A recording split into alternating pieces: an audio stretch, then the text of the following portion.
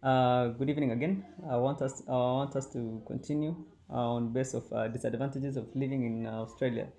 Follow me. I'm Felix Lagat, YouTube, Felix Lagat, Facebook, Felix Lagat, TikTok.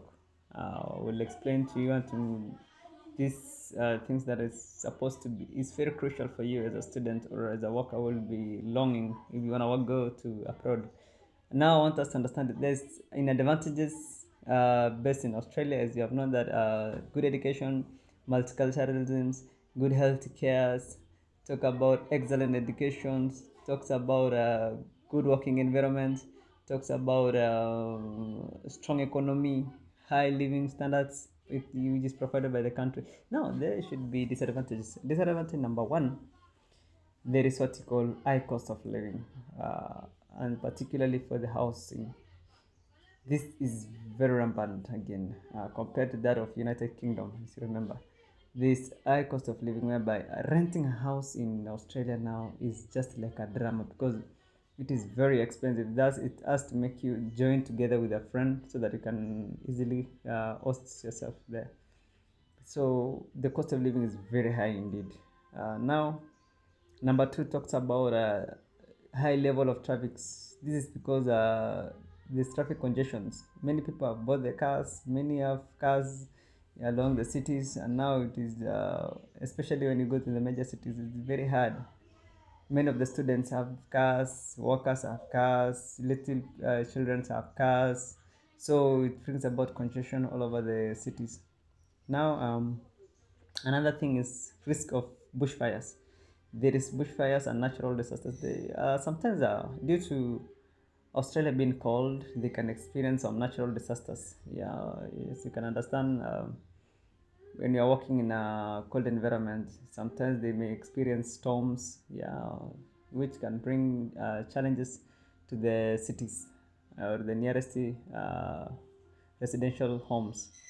Now, there's another thing called strict immigration policies. Yeah, it is very hard to go. It's like a drama to go to Australia if you are an international student. This is roughly because they have strict policies and the processes involved in going to the country is very hard. So you have to understand very well these policies that is based on heading to Australia, and they are limited. Sometimes they are limited by the government.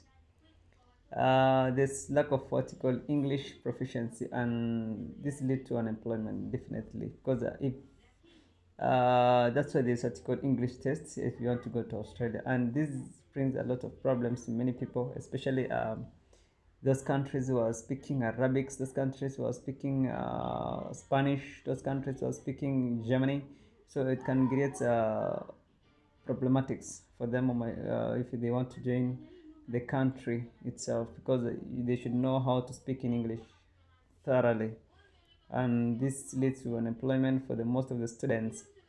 Another thing is there is what called pre and post migration trauma. This is what you call pre and post migration trauma, and this creates about what you call discrimination. So it arises to what you call discrimination at the large. There's also lack of work experience, lack of local work experience.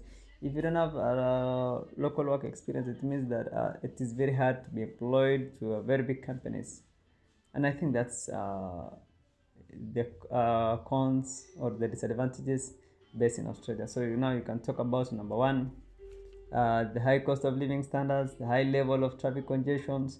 Talk about the risk bushfires or the working environment, disasters. Talk about strict immigration policies and processes.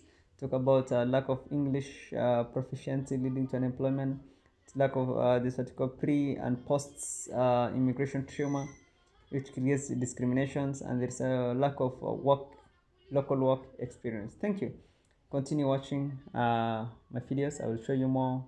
I want us to understand more about the Asian countries and European countries and the United States of America. Thank you. Watch and follow me, Lagat Felix.